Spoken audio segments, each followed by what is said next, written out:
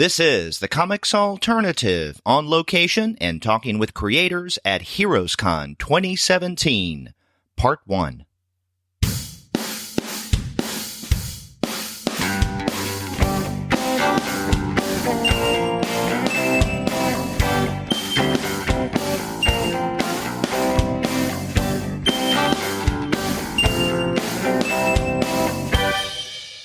Hello and welcome to another episode of the Comics Alternative on Location.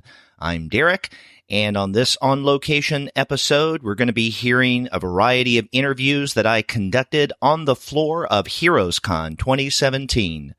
But before we get to those conversations, I want to let all of you know that this episode of the Comics Alternative on Location is brought to you by the wonderful folks at Discount Comic Book Service. Go to their website, dcbservice.com, for all of your comics pre-ordering needs. There, you're going to find all DC, Marvel, Image, and Dark Horse titles at 40% off of the cover price if you pre-order. For all of the other publishers, you'll find that those discounts can be 20 to 35% off the cover price, and every single month you're going to find some unbelievable specials there. Sometimes those specials could be as much as 45% off of the cover price, sometimes 50% off cover, but every now and again you can find discounts that are even more impressive than that. And as we tell you every week, one of the best ways of saving at DCB Service is through bundles. You can get incredible bundles of comics for a fraction of the price that you could get them individually. And you can find bundles from publishers such as DC, Vertigo, Valiant, and Marvel. Every month they have a variety of different bundles, so check them out at dcbservice.com. Go there for all of your comics pre-ordering needs, and after you do get your titles there, please send them an email and tell them that the two guys with PhDs sent you. This past weekend was HeroesCon in Charlotte, North Carolina, and Andy and I were both there, and in fact, the Comics Alternative had a table there at Artist Alley. While we were there, I had the opportunity to go around and talk with a variety of different artists and writers there. I spoke with them briefly for anywhere from, let's say, 5 to 10 to 12 minutes, asking them about the stuff that they do. Some of the people are creators that I knew about and have even talked with before for the podcast. Others were completely new to me, so I asked them to educate me about the titles that they worked on. In fact, I spoke with so many people there at HeroesCon that I'm breaking these brief conversations up into 2 separate episodes. So this is the first of 2. And on this one, you're going to hear my conversations with Ben Sears, Abby Howard, the creators behind Shirtless Bear Fighter, Jody Leheup and Sebastian Girner, Andy Hirsch, the people behind Amazing Age, Matthew David Smith and Jeremy Massie, Tyler Chen-Tanner, Sam Costello, and Thom Zahler. I really enjoyed talking with these various creators, and let's go ahead and listen to those conversations.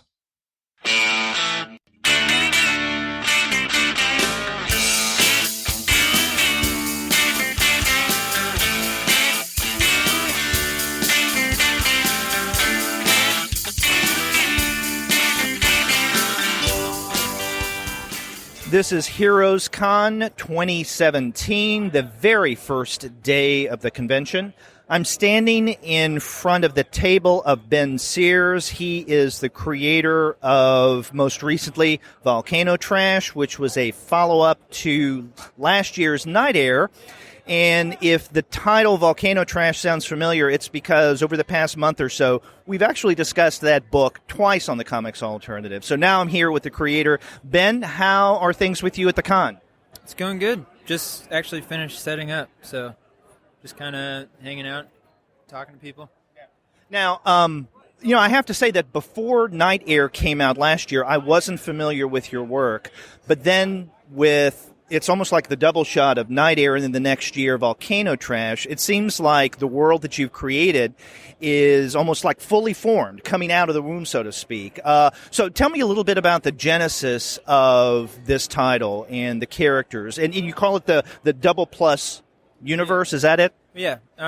So it just started out as a bunch of sketchbook drawings And then I did a first issue before Night Air that was just like a little self-published thing that kind of set the tone for the series. And then every year I do a book for Koyama in that main Double Plus series. And in between those books, I do like a little self-published side story with a different character that kind of expands the world even more. So, yeah, that's pretty much like what I do now. It's just little side stories next to the main book, and yeah. Now, in creating the Double Plus universe, is this something that you intentionally set out to create for all kind of readers? Because it's not just for younger readers. It really is all age, although there seems to be a little edge to it. So what are your thoughts about the readership of the title? Well, I like all ages stuff. I don't know if I actually set out to do all ages. It's just kind of what happened. I like things being accessible for like anybody who wants to read it. So, yeah, I don't know. Started out as not being intentional, but now it's like I keep that in mind for like, you know, could appeal to readers like 8 years old, could be 38. So, yeah. Now, Koyama's not a press that I think a lot of comic readers, unfortunately, are familiar with on a regular basis. And so I'm wondering about your decision to publish through Koyama and how things have been turning out with that. Things have been great. I've been getting like good reviews, and I think it's got good distribution. I don't know. They just seemed like a cool, small publisher to go with. I don't know. It was either like self-publishing or do it through them. I mean, I still do both, but like, I don't know. Annie takes very good care of her artists, and she like puts herself 100% in every book that she publishes. So I really value that. So I like being on that roster. Yeah. Were you with her at TCAF last month? I was. Yeah. How did that go? It was great. I love going to TCAF. It's like a giant, like 4-story comics festival, pretty much. I don't know. It's really good. And it's like focused on like international things. So you got people from Germany and France and Japan and things like that. So it's good. Yeah. You know, I've yet to go to TCAF. That's on my to-do list in terms of cons. Is it like maybe a Canadian small press expo? Yes, but like 3 times as big. Wow. Yeah. And it takes place in like their main downtown library. So it's like just a huge facility, and there's tons of panels and like literally like 3 or 4 floors of artist tabling. So it is like SPX, but just way bigger. Now, you mentioned the other work that you did, the kind of side projects, and I see are these titles within that Young Shadow and The Sweeper, and these are your self-published pamphlets? Yeah. So they take place in the same world as the main books, but they're not really narratively connected. They're just kind of like, you know, little, like something happening down the street. So you won't see Plus Man in those? Right. Okay. Yeah. But it's still the same thing. So the same thing with these smaller comics, Townspeople, Towns, and then Towns 2. Yeah, so those are just like little almost concept art collections of like little city scenes or backgrounds or characters or things like that. So, yeah, everything I'm putting out now takes place in the same world. So it's really just a chance to like build it out as much as I can. Now, getting your Koyama books is fairly easy enough because people can go to a bookstore, can order online. But what about the self-published things? If people wanted to check those out, how would they do so? So those are available on my Big Cartel page, which is bensears.bigcartel.com.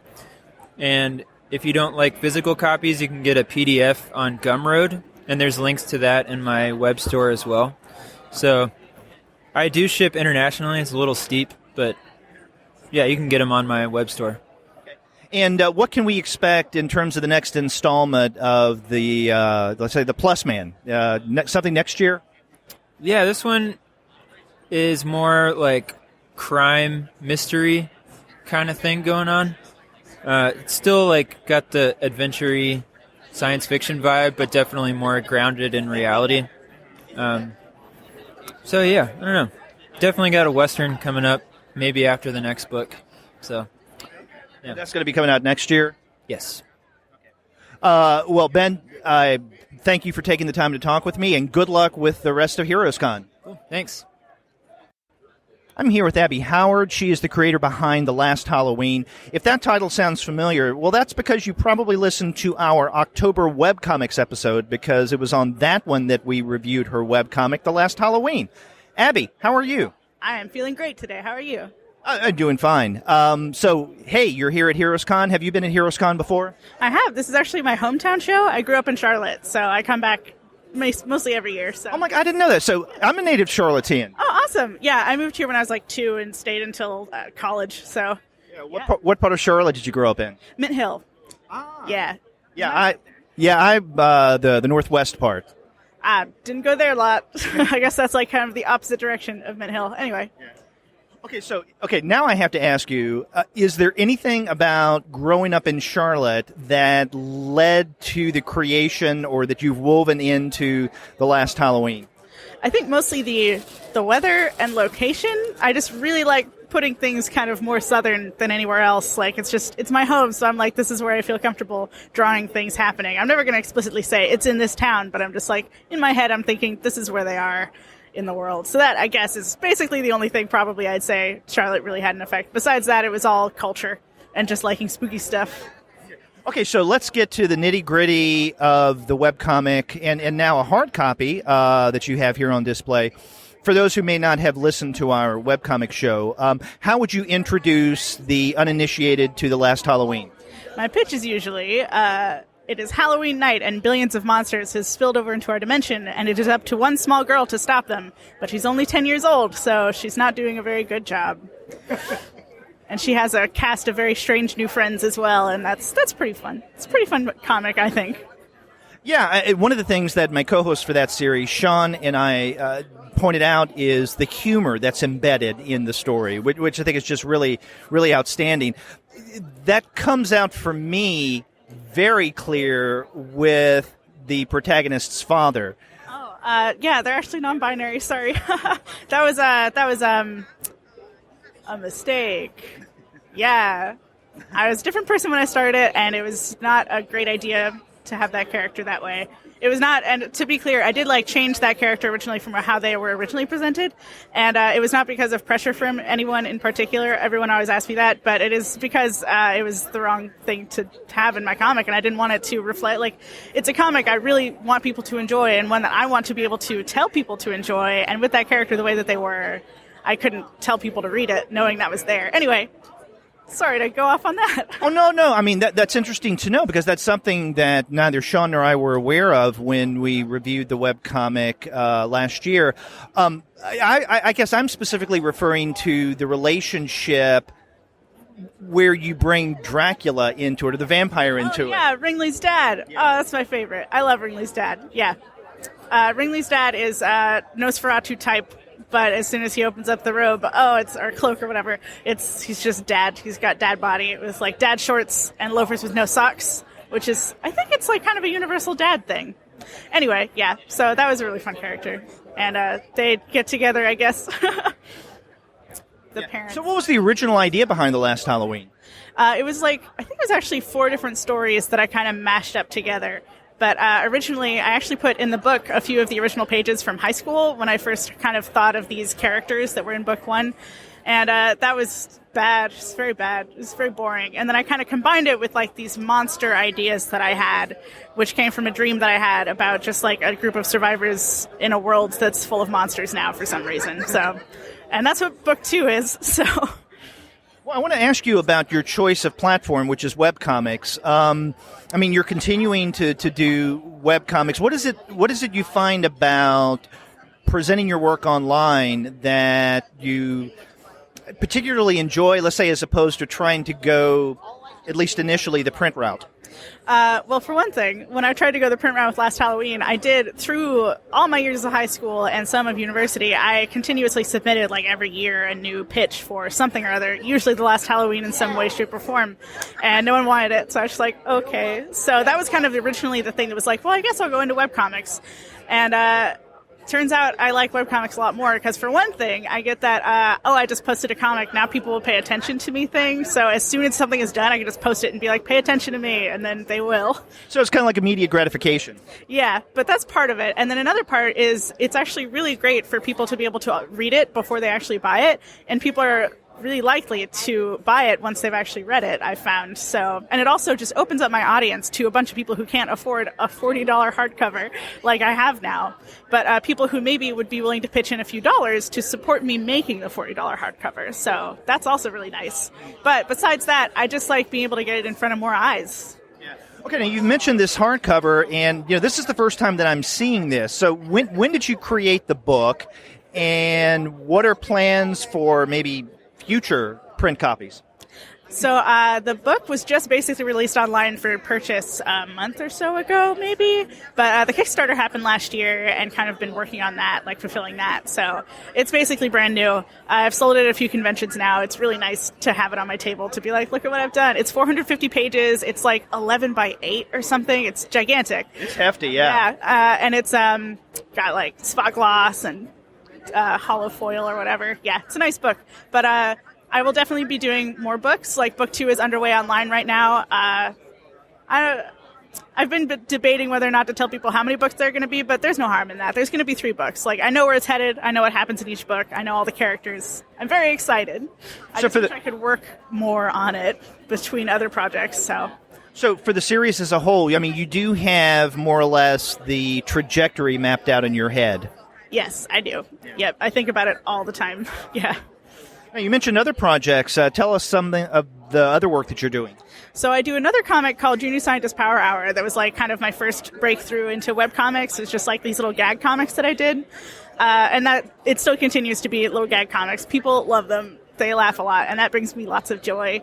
And I worked on a book with a publisher recently, Abrams. I'm working on a book series about ancient beasts. So the first one is coming out August 1st. It's up for pre-order online right now. It is called Dinosaur Empire, and it's part of the Earth Before Us series. I'm very excited. It's going back to like what I studied in university, which was evolutionary biology, to kind of tell kids about dinosaurs and all the other stuff that lived alongside dinosaurs and why those things are different. Please stop calling them dinosaurs. And so this is going to be in comic form as well? Yes, I actually have a preview on my table today. But yes, it is a comic, like graphic novel kind of thing, so educational, and it's got a lot of animals in it. And I just finished up the script for book 2, so that one is underway as well. So basically that is the only thing keeping me from doing Last Halloween every day of my life. So did you find that your work with Last Halloween, or just webcomics in general, has kind of propelled you into other work that can get you noticed by publishers, larger houses? Absolutely, yeah. I think that a really good thing for people to do, instead of just like going cold turkey to publishers, is to really work on webcomics first, to kind of like find your own voice, to find your own style, like how you work, and to show people that you're able to finish things, because that is really important. And I think it helps so much to be able to turn to a publisher and say, here's the work I've already done on my own. I can finish things. I'm great and cool. Hire me. So finding the Abrams book is going to be fairly easy for someone once it's out, because they can go to a bookstore, they can go online, let's say Amazon. But in terms of looking for the print copy of The Last Halloween, how could our listeners find that? You can go to Topatoco, Topatoco, I think I spelled it right, .com. You can also just go to my websites at lasthalloween.com and jspowerhour.com, and there's like a little button you can click to go buy the book. But it is in my store through Topatoco, so it's online, but hopefully eventually I can get Last Halloween into some stores. I'm trying on that now. Gonna see if that'll happen. It's a nice book. I think people want it. Anyway. Well, Abby, I want to thank you for taking the time and talking with me for the Comics Alternative, and good luck with the rest of the con. All right. Thank you very much for stopping by, and thanks for all the kind words about my comic. All right.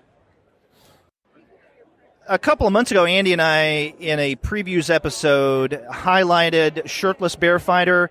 We were intrigued. We didn't know what it was about. Now we can find out, because I am standing in front of the table of the creators of Shirtless Bear Fighter, Jody, Leheup, and Sebastian Girner. Guys, how you doing? Doing great. Absolutely outstanding. We're at HeroesCon. It's fantastic. Love this con. We've come here for years, and we're here with Shirtless Bear Fighter, so it's a good day. Yeah, it's a real special con for us, and we're really excited that we're breaking out Shirtless Bear Fighter #1 here. Yeah. Now, Sebastian, you were telling me right before we turned on the mic that the first issue is going to be released next week. Is that it? That's right. First issue, Shirtless Bear Fighter #1, is going to be in stores everywhere on June 21st, Wednesday. But here at the convention, we're breaking the street date by a couple days with a really special variant by artist Sanford Green. There's very few copies of that around, but we wanted to have something special here at HeroesCon. Yeah, absolutely. Yeah, exactly. Sanford Green's here at the con also, so we're encouraging folks to go by and get the cover signed. But yeah, very excited for Wednesday as well when Shirtless Bear Fighter #1 drops nationwide. Now, I have to ask the genesis of this project. So where did you guys come up with it? Well, it's actually Shirtless Bear Fighter. He's lost his Sherpa, and he's trying to find it. Is the gist of the story? No, it came about because we were Sebastian and I were we were editors for a long time. We worked at Marvel for a while, and then I was at Valiant for a year, and then he edits a lot of comics and Image. When it came time for us to write our own books, we had all this creative energy, and we were living together at the time, so we would always bounce ideas off each other and bring all that energy to, pun intended, bear on our projects. And when we started to work on our books, as writers, we really wanted to produce something that was, just joyful and fun and funny, and didn't take itself too seriously. But at the same time, told a really good story. And if we had some really great fight comics elements to it as well, then that would be a bonus. And that's basically where it came from. Was that time we spent together as creators in that space, and that's where it happened. Yeah, I think the genesis was we spent a lot of time kind of when we were at home, either working or just watching cheesy action flicks and drinking beers and just riffing on it, throwing ideas at each other, kind of trying to almost riffing on each other's ideas. And then at some point, I don't remember, it's now gone into myth, but one of us said about something, that dude looks like a shirtless bear fighter. And then we were like, whoa. And that name just kind of stuck with us in the same way we hope it sticks with a lot of readers. And then we decided to try and develop something out of it. And then we just launched into all this energy, just cascading effect of ideas upon ideas. And all of that kind of congealed into the comic we have now. So you knew from the beginning that it was going to be a bear, not an alligator or a wolverine or maybe a chipmunk. Yeah, it's interesting. I think there's something iconic about the idea of man versus bear. You see it, in sort of pop culture here and there. There's a long history of sad history, actually, of humans fighting bears, exploiting them in various ways. Less so than man versus alligator or man versus wolverine or what have you. So there was the iconography of that I think we were trying to tap into. Yeah. There's something primal about a bear getting up on its hind legs, kind of looks like it's stepping to you anyway. And then to have a dude with no shirt fist fighting a bear, I don't know. That sounds silly, but there is something, it taps into some primal rage. Yeah, there's also an aspect of... it's made funnier by the fact that it is impossible. There's no way that a human being is going to fight a bear and win unless they're Shirtless Bear Fighter. So now it's my understanding that both of you, you conceived the project, you both write it. Now, Neil Vendrell is the artist, and he's not able to join you. Now, what is the process of writing when you guys come up with the scripts? How do you do that? That's a good question. I think we both, some people handle different aspects and then you kind of total it all up in the end, and that's not really our process. We both sort of went through each stage of development together and only moved forward when we were both happy with everything. So maybe not the most efficient way to work, but it was a really great way to work because we ended up with something we're very proud of. Yeah, because we both came at it we were both editors for Marvel and for other companies, that we both took kind of turns editing each other's stories, ideas, and we would go over a draft or a breakdown, first draft of script and then dialogue, go over them really over and over and over again. So we did spend a lot of time on the front end, probably less so than if, we would be writing a solo project. But I think in this way, especially something like Shirtless Bear Fighter, which combines a lot of different genres, pokes a lot of fun at them while also kind of celebrating them, is something that we wanted to, send around the room more than just once to make sure it's absolutely perfect. Now, you've mentioned a couple of times your background as editors for comic companies like, Marvel, like Valiant. Other than being able to, let's say, look at work and critique it in a more objective manner, what else about the editing experience do you feel that you bring to Shirtless Bear Fighter? Sure, yeah. I mean, well, as an editor, you are trained and you learn so much about story editing, art direction. You have to wear many other hats as well. You're interfacing with other departments, accounting, marketing, legal, all these different aspects that as a creator, especially doing a creator-owned book, you have to wear those hats there as well. And so it really trains you to understand the nuances of those tasks and aspects of comic book making. And not a day goes by, I think, that we don't use what we learned as editors in the creative and production process and beyond on our books.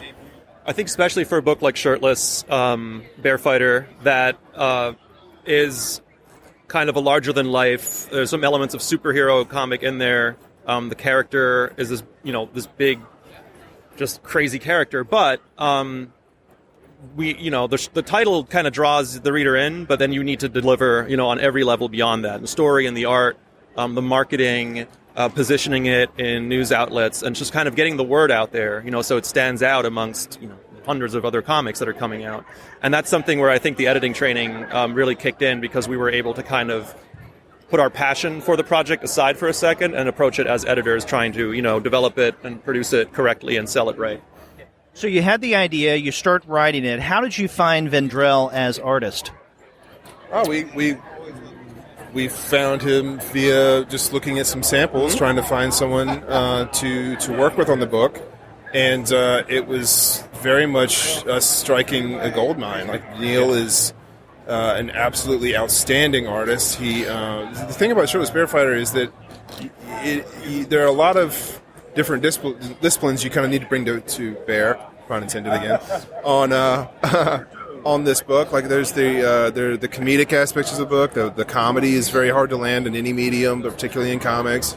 Then you have the big, bombastic, high energy, dynamic fights, big fight comic stuff, and then you've got all the storytelling, the dramatic moments. You've got all the acting, all the cartooning in that regard. And so not all artists are good at all of those things.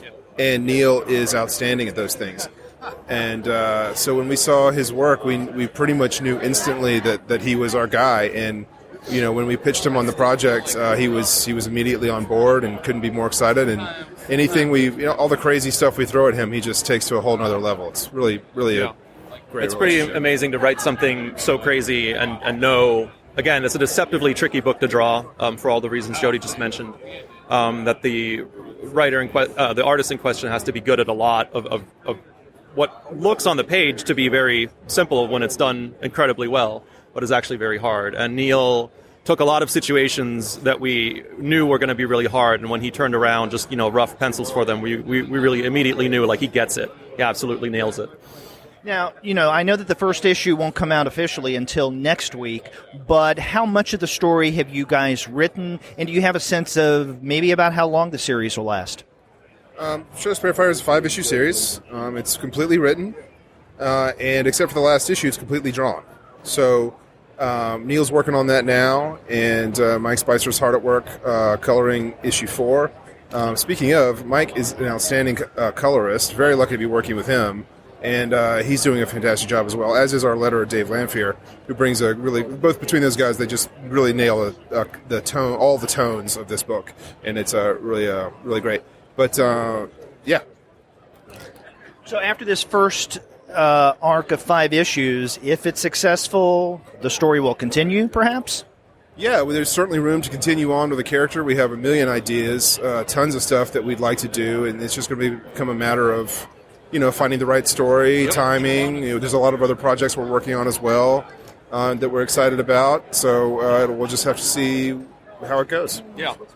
We leave Shirtless in a place where we definitely could see him doing more adventures. I think he's a character that we're excited about, and we don't want him to be gone off the screen from too long. But we also created a a pretty perfect kind of a 5-issue story for him to kind of set him out into the world, and we want to make sure that whatever second or third adventure we send him on is in no way deferential to the first one. Is that the right word? Yeah.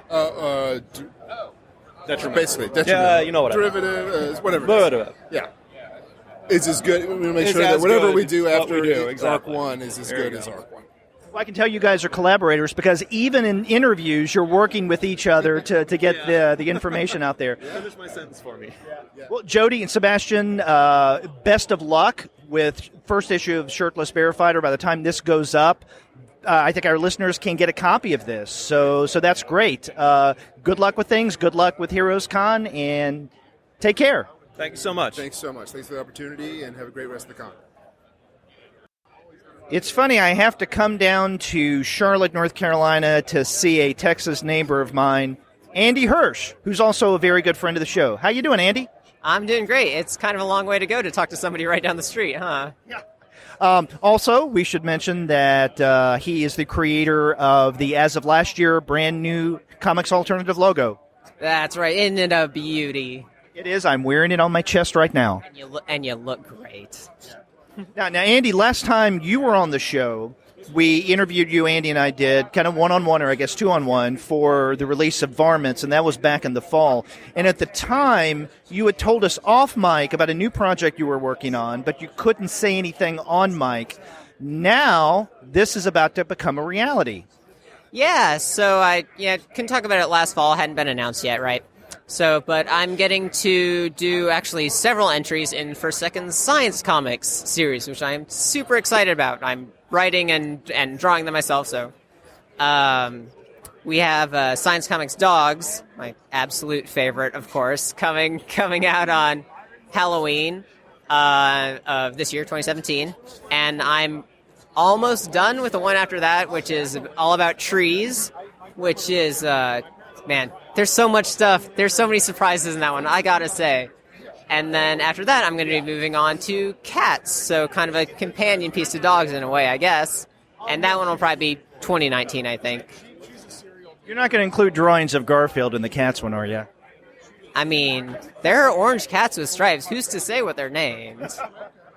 Now, you said that there's a lot of things about the tree volume. Are these things that you've learned in researching trees? Oh, absolutely. I think, with trees, kind of the thing is I knew that there were like some things I didn't know about them that they could do, how they can communicate with one another and all that.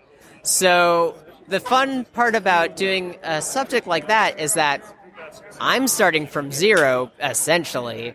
So I really get to follow the research wherever it leads me the whole time. I'm excited to learn all these new things, and hopefully that enthusiasm comes through in the final work. So, I mean, it's been fun. I think people are really going to be surprised and really like it. Well, how did you get involved in the First Second Science Comic series to begin with?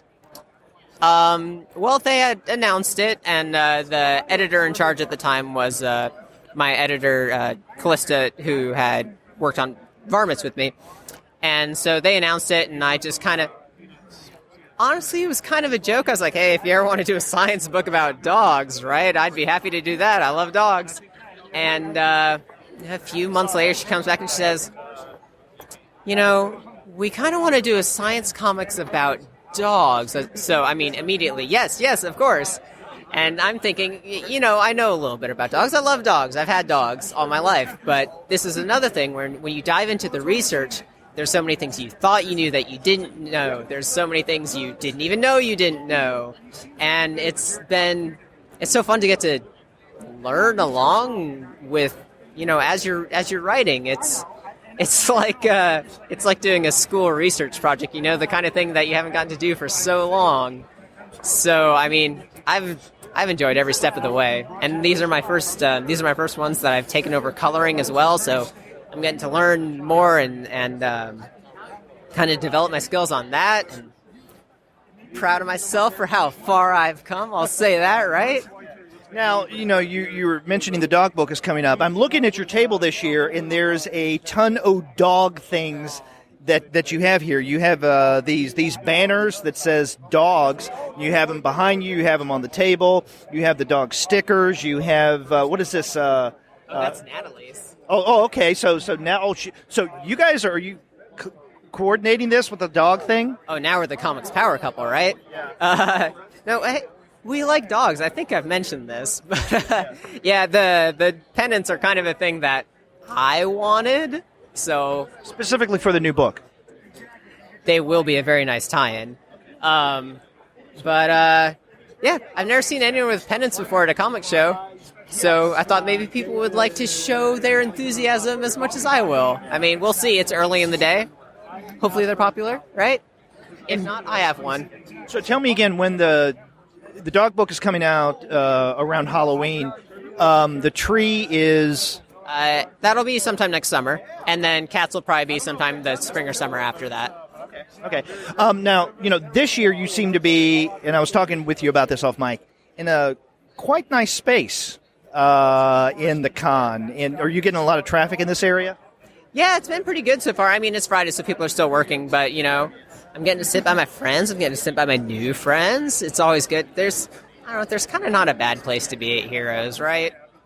Okay, I kind of beg to differ because we this year are against the wall at a far end of the convention center. So, but you're still here. It's a better spot than a bad spot at some other show. That's true. You gotta give him that. Well, listen, good luck with the new work, the dog book that's coming up in October, and then the other stuff. And, of course, I'll see you around the comic shop. Absolutely. I will see you there. I'm here with Matthew David Smith and Jeremy Massie. They are the writer and artist of Amazing Age, and this is coming out from Alterna Comics. Guys, how are you finding HeroesCon this year? So far, so good. It's a good Friday start. So far, we've sold a few, so we can't complain. I'm happy to be out of my home and not at my day job, and I'm cool. I'm happy. What's your day job? It's not even worth mentioning. Okay. Well, then I'll back that up a bit. Now, this in front of me is issue number 1 of Amazing Age. And when was this released? When did it hit the market? It came out May 3rd, the Wednesday before Free Comic Book Day. It's a 5-issue limited series, and it's coming out bi-monthly, so the second issue will be out July 19th. Okay. So now, I'm not familiar with this title, so educate me as well as our listeners about what Amazing Age is. It's kind of like a throwback to the Silver Age superhero comics. It's about a group of kids who get sucked into the worlds of comic books that one of them created when he was younger. They're all teenagers now. And they get stuck in this world, and they have to become heroes in this world as well and help the heroes fight the villains in a huge war. And it's been compared a lot to kind of like a mix of Teen Titans and New Mutants meets Stranger Things kind of thing. And all the characters in the book are actually characters I made up when I was a kid. So all these characters were created by me between the ages of 6 and 15.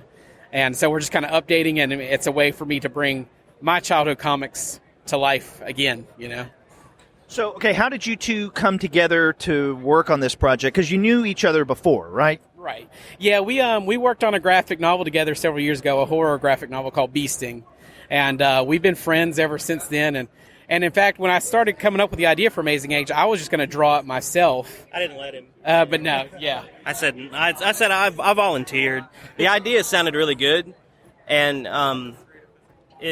I don't do a lot of. I haven't done a lot of like things that kids can read, and I have kids myself, and I thought it would be cool to do something that I could share with them, and this seemed like a cool idea and something different that I hadn't done before. So, yeah. And that's the whole thing. It's an all ages read, but it's not all ages in the sense where a lot of them are kind of dumbed down for kids. This is all ages in the terms of like how comics we read in the 70s and 80s were, accessible for kids or adults. That's the kind of vibe we're going for with this. Right. This is kind of a superhero tale before things took a dark turn in the 80s. Exactly. Oh, yeah. Yeah, that's 100% correct, yeah. One thing I'm very curious about, now that you've told me the premise of Amazing Age, is its format. Now, I remember hearing a couple of months ago that Alterna Comics was going to come out with a variety of titles that were on newsprint at greatly reduced prices. And I thought, That's an interesting and even bold move. So I'm wondering, from your perspective as creators, what kind of move was this, and how is it working out? It definitely was risky, I mean, there was a lot of naysayers as soon as he announced it. When we originally came up with this idea, we were just going to do it as a webcomic. But when Peter Simeti, the publisher for Alterna, announced this and was looking for people to submit ideas, we had both had graphic novels printed through Alterna before, so we're like, well, let's jump on this because this is perfect, where it's a throwback kind of comic on newsprint. It's a no-brainer, and Simeti loved the idea. So when we came out with this, we're like, okay, we love the price point, because it's $1.50 an issue, printed on newsprint, and we've got nothing but positive reviews since. They sold out through Diamond. Stores are selling out of it, and they've been requesting more copies and everything. So it's been, it was a gamble that definitely paid off. Yeah. So are there plans there at Alterna Comics, as far as you know, to continue with this marketing? From what I heard, I think he's doing them. I think he's booked up to like 2018 with them. So yeah, he seems to be, planning ahead with it. So yeah, I think they're going to keep at it. So. Now, do you plan, you and then other creators who are a part of this as well on the comics and the newsprint, will you collect, let's say, a particular narrative arc into a trade, but that will be on better quality paper, I'm assuming? I believe that's the intention. He did mention us doing a trade, and I think he was talking about doing a kind of standard, trade paperback collection of it. And there's extra stuff I want to put in there. It's kind of an incentive, for getting the trade as well.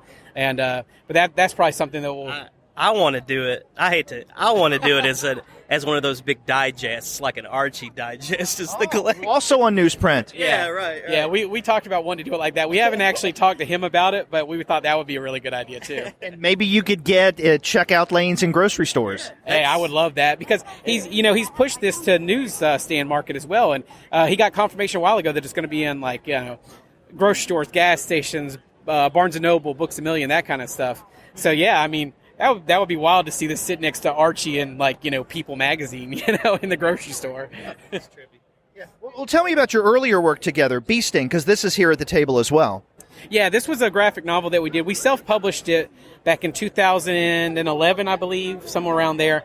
And then Alterna picked it up to release in 2013. But it's a humorous nod to 80s slasher movies. It's about some kids going to summer camp, and they get lost along the way, and they run into some redneck cannibals. And so we did that, and then when Alterna put it out, they paired it with another story that I wrote called The Curse of Stranglehold, and that's like an urban legend ghost story. So they packaged those together as blood-drenched creature double feature. Is this a flip? You just flipped it. Really? It's a flip story. Yeah, it's a flip book with half the story Jeremy drew, and the other half was drawn by Melanie Florencio, who went to SCAD, and she's a native of Charleston, South Carolina area.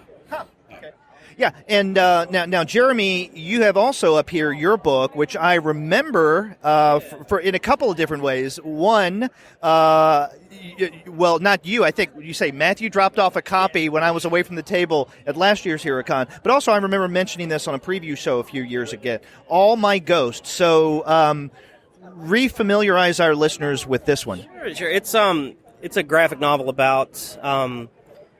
It's a guy his name's Joe Hale, and he owns a newspaper in a small town up in the Appalachian Mountains, which is where I'm from. So I really wanted to do something that was about where I'm from, and also I worked at a newspaper for a while, and when I worked there, it got bought out, and it's kind of about him dealing with that because that's what happens in this story as well. It's a family business that he's owned for years and years, and he has to sell it, and kind of has like one of those midlife crisis type situations, and it's published by Alterna as well. It's a real personal one, and it's for old people, so I've got that, and then I've got the kids book now, so I'm pretty stoked. But yeah, All My Ghosts is, I'm really proud of it. I liked the way it came out. But yeah, black, white, and blue. It's really pretty. Now, when I first came to the table, you guys mentioned, it's like, hey, we listen to that podcast. Yeah, so it's one of those occasions where you know about the Comics Alternative before I come up and introduce myself to you guys. So you're listeners. Yeah, I most definitely am. It gets me through the day a lot. So yeah, I have them, and it's always coming, constant. You're constantly updating the podcast, and I can just listen to it. I listen to it a lot when I draw as well. So it's cool. I love it. Well, you can listen to this episode where the interview goes up. It'll be weird. It'll be weird hearing my lovely Southern accent, I'm It's sure. whole Inception in comics thing there. Yeah. Well, maybe that's the subject for your next series, right? It's one of those meta commentary things. That's right. Okay, well, Matthew and Jeremy, I want to thank you for talking with me and the Comics Alternative. Good luck at HeroesCon. Thank you very much. We appreciate it. Yeah. Thank you. 2 years ago, the Broken Frontier anthology was kickstarted successfully. I'm ashamed to say I didn't know about this until now. This is a really impressive lineup of comics, and I'm standing at the table of one of the editors, Tyler Chin Tanner. Tyler, how's HeroesCon going for you this year? Oh, so far, it's off to a great start. It's only midday on Friday, but it's a great show. A lot of amazing talent on the floor, and a lot of people coming around that are really interested in comics, which is why I love this show. Yeah. Now, I when I passed by and I saw your banner here for Broken Frontier, it seemed familiar to me, but I didn't know about this. And so maybe I had seen this kickstarted at one point but didn't follow up on it. So I'm wondering if you could tell me about this anthology and, in essence, educate our listeners as well. Sure. It's something I put together with the founder of the news website, Broken Frontier. Frederick had wanted to do something that sort of fit the theme of the site and just in general the mission of comics, which is to put new material and try new things and push the boundaries a little bit. So the theme was to do exploring the great unknown, breaking into new frontiers, and we signed up a lot of great creators, mainstream people, indie people, veterans, up-and-comers, just all tell their story about breaking into new frontiers. Yeah, and I was looking through the table of contents, and man, you guys got a really impressive lineup here. I mean, just a variety of different people, as you mentioned, from more the mainstream, as like, for instance, Greg Pak, and then I see the alt people like Noah Van Sciver, Box Brown, Sal Good Sam. Wow, I'm really sad that I didn't know about this sooner. Yeah, we got some great people on it. I think the idea appealed to people. Anytime you can give people, creators, an opportunity to do, whatever they've always wanted to do, if they had the chance, which is why anthologies are great. They don't necessarily have to pitch an entire series. Let's just try this new, unique idea, and we'll put them all together in a hardcover anthology. So now this was kickstarted a couple of years ago. How has the interest in this sustained itself over the past 2 years now? Well, Kickstarters are interesting because you have to really front load the marketing before it's even completed. We had most of our press help us fund this project and make it happen. So once it's out, it's kind of the crescendo already happened. I mean, now you have a great looking book and you just sort of bring it around. So yeah, we just take it around to shows, put it up on the website. When creators have a new project, sometimes that's a good excuse to be like, well, check out the story they did for the Broken Frontier anthology. Things like that. For example, like Allison Sampson, who's in it, is here with her new series, Winnebago Graveyard. Daniel Warren Johnson, who's doing Extremity. I think we've had so many people in it that were just going on to more and more success that it always seems to be a relevant project to have out. Yeah, and then they can point back to Broken Frontier and say, hey, this is something that I did earlier. Yeah, exactly. Now, if our listeners wanted to find this and get a copy for themselves, how would they go about doing so? Is this something that you can find places like Amazon and Barnes & Noble?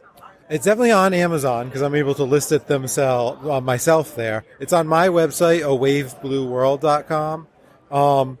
And then, it's in shops that have ordered it from me around, but that's kind of hit or miss. So I'd say, Amazon or my own website, A Wave Blue World is the best way to go. Now, is Wave Blue World, it's your website, is that also like your publishing arm? Yeah, it's my imprint. I publish graphic novels through there. We run some webcomics. You can go and read some of our new titles that are out now. We update every week, new pages of 4 titles going on at the same time. Yeah, I just try to, whatever I can do to get more creator-owned and indie projects out in front of people for new audiences to read. That's what's going on there. Because I see one of the other titles that you have up here is Punk Rock Jazz by Toby Cypress, and this is also something that you've put out. Yeah, this is an art book by Toby Cypress that I published. I love his work. I think more people should be aware of it. So we did a really high-end art book, hardcover, with some gatefold pages and some of his best illustrations and comic book work in this book. We also have a monthly webcomic series, and so I'm always looking for webcomics to discuss on that show. And, of course, there's never any absence of webcomics. There are just so many out there. It's mind-boggling. Tell me a bit about some of the webcomics you have up on your site.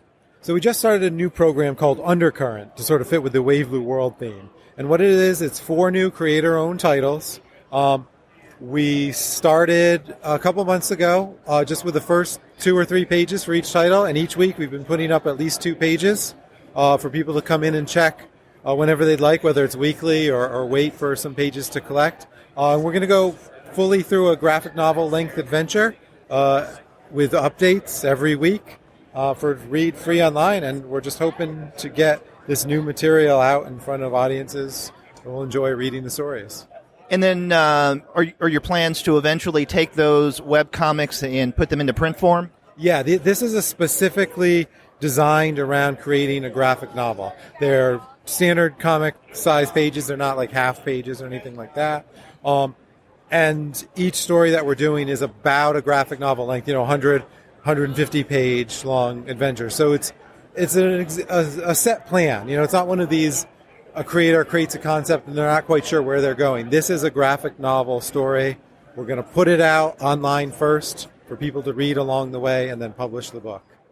Okay, and so if our listeners wanted to find out more about these webcomics and your other publications, your print publications, they go to awaveblueworld.com. That is one word, awaveblueworld.com. Yes, yeah, I did make it a little tricky, the name, but that's where you can find everything right there. Well, Tyler, thank you very much for talking with me in the Comics Alternative, and I hope that your HeroesCon this year is a successful one. Great, yeah, thanks for having me. Appreciate it. If you listened to our webcomic series a couple of years ago, around the time of Halloween, you would have heard us talking about Split Lip. It's a great anthology series, a webcomic anthology series with a number of horror titles that we absolutely love. And right now I'm standing in front of the table of Sam Costello, who is the mastermind behind Split Lip. How you doing today? I'm doing great, thanks. How are you? I'm doing well. So for our listeners who are hearing this now, who haven't had the luxury of, let's say, listening to that earlier episode about Split Lip Comics, how would you explain this to the uninitiated? Sure. Split Lip is an anthology of self-contained short horror comics. I write every story in the series, but I get different artists from all over the world to draw them. So every story, as I said, totally self-contained, branching across a lot of different topics, everything from sort of monsters and horror to ghosts and the supernatural, to more psychological horror stories. Often gets compared to things like The Twilight Zone, Night Gallery, that sort of thing. And we've been doing it for 10 years now, so we've got about almost 600 pages of comics available for free online and in bound form in books and comics. Now, here at the con, obviously your hard copies are here on proud display. So how long has it been from the beginning that you've put out hard copies of the comics as well? No, actually. So we did the first book probably 3 or 4 years into having done the series online. So while we just passed the 10th anniversary of the series, there are actually only 6 books. So we get a book about a book a year out, but only 6 books so far. So now, as you pointed out, you're the author, you're the writer of all of them, but the artist varies from title to title. Now, do you have a collection of artists that you will turn to, or are you always finding new ones? I do tend to work with a lot of the same artists. There are, with almost 50 stories now, there are a bunch of artists who have done 1 story for me. There are a handful that have done 2. There's a very small number that have done 3. No one has done 4 stories yet, but we're actually starting to approach that. Some of the folks who have done 3 stories for me include people like John Bivens, who's drawing Spread at Image right now, Sammy McConan, who does the Dead World series at IDW and Desperado, folks like that, and then For some of the two-story artists, I'm not sure they're as well known, but a lot of people have done two stories. So you've been doing this for 10 years, and so obviously you have a keen interest in the short story form. Is that something that you just feel much more comfortable in doing? I mean, what are the benefits do you feel for you of doing short stories instead of more longer narratives? Well, you're hitting me at a really interesting time on that topic, because that is a question that I'm asking myself a lot these days. I really do love short stories. I love the short form in fiction. I love it in film. I love it in comics. I'm particularly drawn to it because of the intensity of the form, because you're really trying to boil down your idea to the most sort of the hardest diamond, if I can mix two different kinds of matter that don't really work together that way. And I like the ability to take an idea that wouldn't necessarily sustain 100 pages or 200 pages, but can work really well in 15 pages, and just go for that. But I've been doing the short stories for 10 years now. The longest story I've written for Split Lip is maybe 30 pages, so not tremendously long. And I'm finding myself more and more coming up with ideas that are longer and trying to figure out how to move from, feeling very, very comfortable in the 15 to 20 page range, trying to think about how do I construct stories that are 100 pages or 150 pages. And so that's probably the kind of stuff I'll be working on over the next year or two, I hope, assuming I can make those stories work properly. Yeah. Have you considered working in, I don't know, what some people call the short story cycle, and that is where you have individual short stories, but they're all interlinked maybe by same setting or similar characters, that taken together they're much more novelistic than just individual short stories that are disconnected one from the other? Yes, absolutely. That's actually one of the ideas that I'm working on right now, is a series of linked short stories, some of which might be just a page or two, some of which might be 50 or so pages, all taking place in a single office building, but still horror stories, but in an office building. Huh, that's interesting. Have this idea that you're thinking about right now, has it seen expression on your website in any form yet? It has not, no. No, none of those stories have seen the light of day yet. They're all still in note format in my Evernote account right now. Yep. Now, would you consider using, as you do now, different artists for those, or for the cycle, the link stories, would you use the same artist? That's a question I've been asking myself that I don't have an answer to right now. I like the idea of being able to continue to use different artists because while those stories would be linked, they would still have somewhat different feels, so the ability to convey that feel with a different art style is appealing to me, but I also want them to feel cohesive, so it's still very much up in the air for me. So tell me about your experience with horror. In other words, what brought you as a writer of comics to the horror genre? Well, it's almost the other way around, actually, that I was interested in horror first and then writing comics second. So I've loved comics all my life. So like horror films? Horror films, horror fiction, things like that, absolutely. So I've been, interested in getting scared in all types of media since I was a little kid. And that had sort of taken me towards writing fiction, in my teens and in college and things like that. And I had sort of stopped reading comics for a while, sort of in the early 90s, thereabouts. And as I was getting towards the end of college, around the turn of the century there, some friends in college got me back into comics. And so I was reading everything and thinking about the things I was writing, and I thought, I should just try writing some comics, and I guess I can try some horror comics. And, here we are all these years later. And, so you've mentioned having been doing this for 10 years. And, 10 years is, when it comes to technology, quite a long time. So when you first started doing the webcomic 10 years ago, how were things different then than they are with your site now? Well, from a technical perspective and from a site perspective, extremely different. So when I started out, I was on the Webcomics Nation platform, which if you have folks in your listenership old enough to remember that platform and remember that version of the internet, very different approach. So that was a platform essentially that was designed just for webcomics. You'd pay them a monthly or annual subscription. They gave you a sort of basic set of features. Everybody's site looked basically the same, worked basically the same. You could customize it a little bit, but that was about it. That worked okay for a few years, and probably 3 or 4 years after that, I moved off onto, it must have been a WordPress site, I think, because that's where I am now. But again, very light customization, not much going on.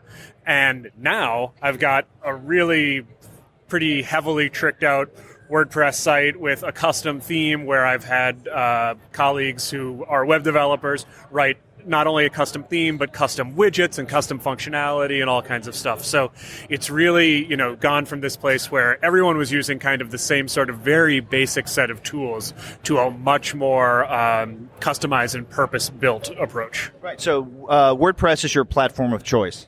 Absolutely, for this sort of thing. Yeah, I love WordPress. And one of the reasons why I'm asking about this specifically is with some of my students, I have them maintain a blog for whatever it is we're doing in class. And if there's a creative edge to it, many times my students will want to do their own webcomic, and I use WordPress. So, I mean, this is interesting to hear that you find this with enough flexibility to even a super-powered site like yours. There's still a lot that you can do with WordPress. Absolutely. So you may be familiar with, it was called something else, and now I think it's called Comics Easel. That may have been the old name, maybe it's the new name. If people Google it, they can find it. Comics Easel is a plug-in framework for WordPress specifically geared towards webcomics. So you get a sort of a standard WordPress installation, you get this plug-in, and it gives you all kinds of features that are specific to webcomics. So chaptering, being able to, click through page to page to page in navigation without having to add new functionality for that. Pages for character sheets and that sort of thing. Super helpful. It's free. That's a really key part to my technology setup. So if our listeners who haven't been acquainted with SplitLip before, they want to find you online, they go to the URL www.splitlipcomic.com. Okay, comic without the S. Comic without the S. So splitlipcomic.com. Yes. Now, if they were interested in buying the hard copies, they can do so through that site as well? Yes, absolutely. So there's a store on the site where if they wanted to get print copies, they could do that.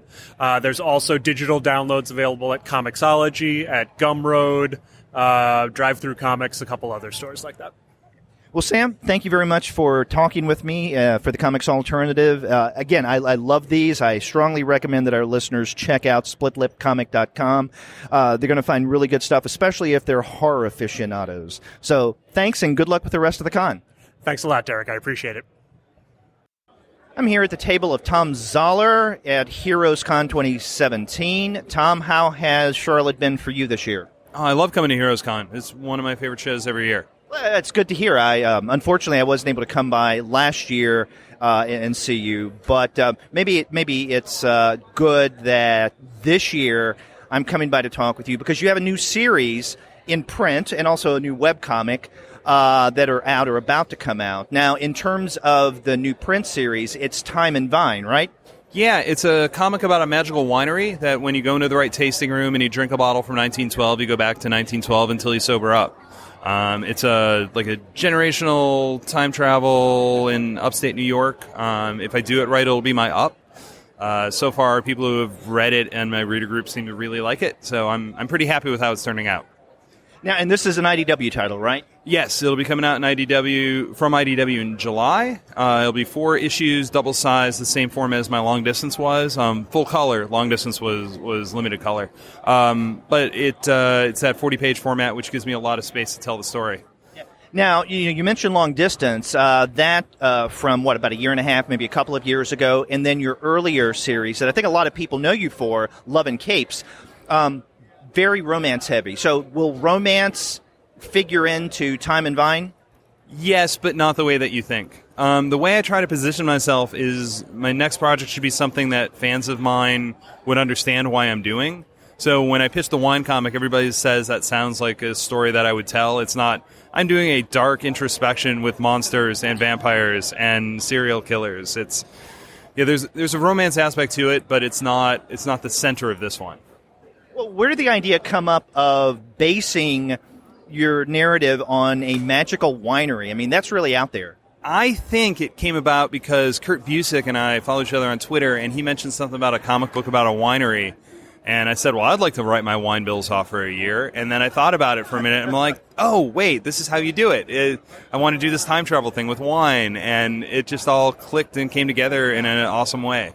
So it's for what? Research purposes, tax breaks, and all of that? Yes, exactly. I had to.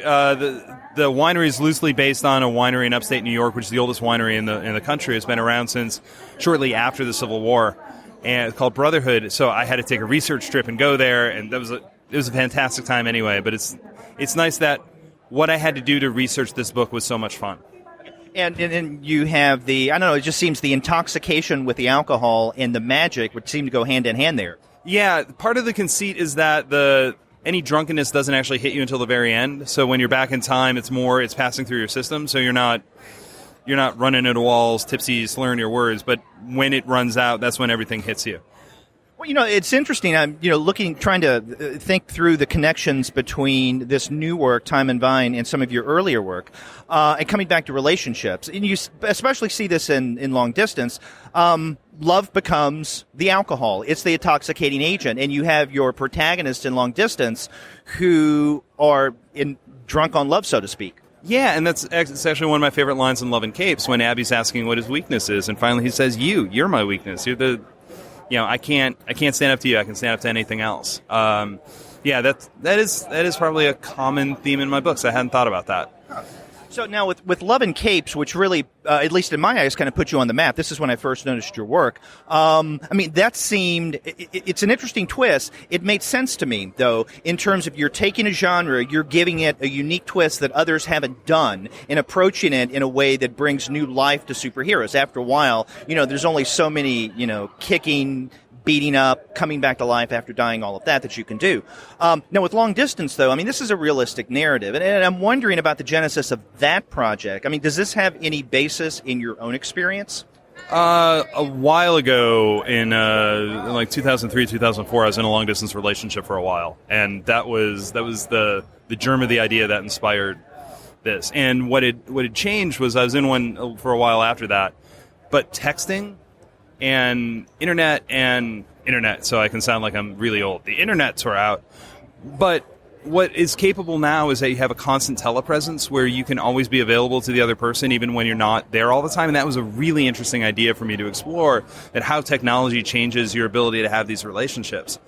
So that was the driving force of what I was trying to do in that one. I still think it's a big, cool, romantic story. I always thought originally, I wrote it as a sitcom pitch for a TV show called Situation Comedy, which was like Project Greenlight for TV shows. And they didn't buy it, but I was really happy with the pitch, and it became one of those back pocket ideas that I was just looking for the right time to do. After Love and Capes, I was looking for something else, and I talked to IDW about it. I pitched them a bunch of things, and they said, "Ooh, this is the one we want." And I'm like, "Okay, we'll make this happen." That's interesting. You mentioned the social media aspect of it, because now that I think of it, your protagonist, Lee, and it's Carter, right? Carter. Yeah, Lee and Carter rely heavily on Twitter. And, there are a lot of creators who try to work social media into their comics, sometimes not as deftly. I think you really handled that well. Did you find that as a particular challenge, the communications outside of social media and then working in their texting back and forth within your various panels throughout the story? Yeah, the challenge was to figure out what things they would tweet and what things they would say directly, because once... Like if you're dating or meeting somebody, quote unquote, on Twitter, your interactions are all public. But once you get their contact information, if there's something you really want to say, you don't have to say it in front of a crowd. You can say it directly to them. So I think they tweet less as the book goes on because they're probably communicating directly more.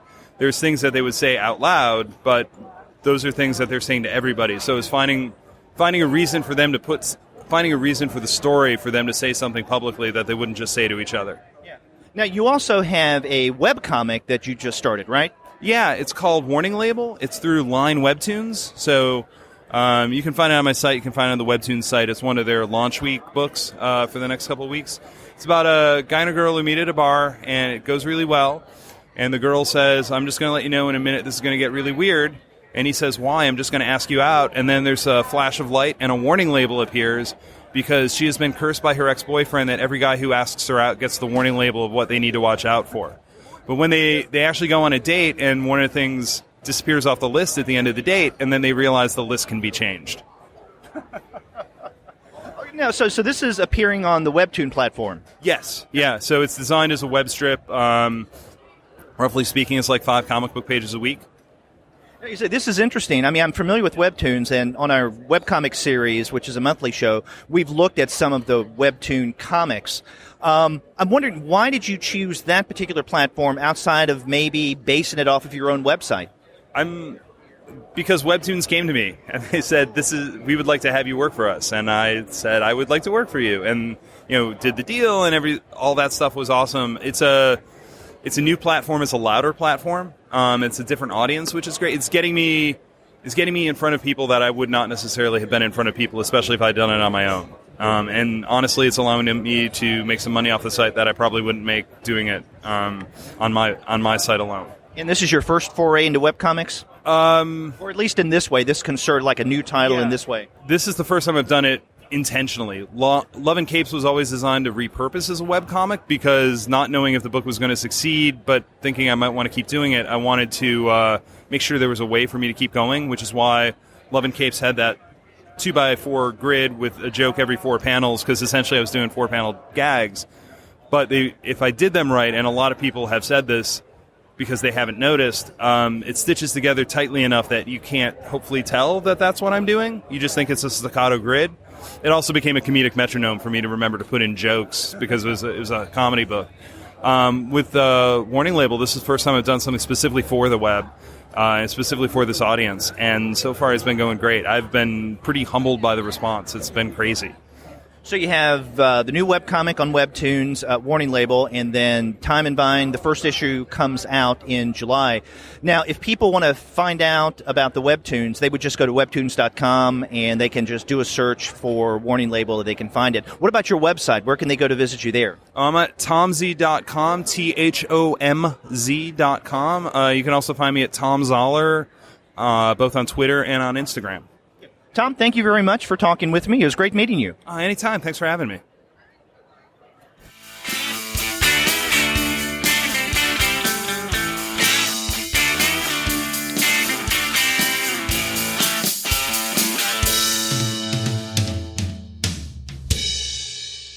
So there you have it. My brief interviews with Ben Sears, Abby Howard, Jody Leheup, Sebastian Girner, Andy Hirsch, Matthew David Smith, Jeremy Massie, Tyler Chen Tanner, Sam Costello, and Thom Zahler.